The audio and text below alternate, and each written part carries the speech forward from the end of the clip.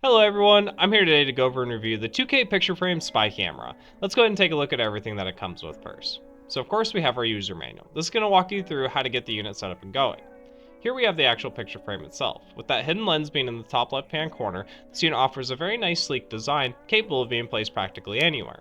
And you can 100% replace the default picture in there, allowing you to put your own for personalization. Here we have the USB charge cable as well as some mounting screws. Now, I'm going to briefly show you how to get the unit set up and going. So first things first, we want to make sure we insert our micro SD card.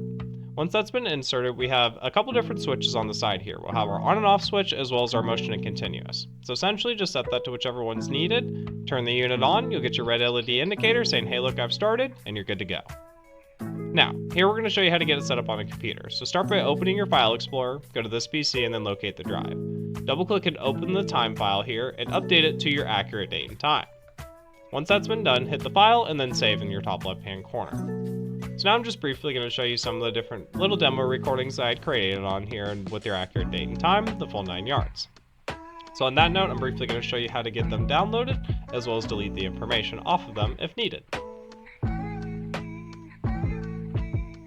Alright, so let's take it up front now and check out this little demonstration. This is an example at 10 feet. This is an example at 20 feet. And lastly, this is an example at 30 feet.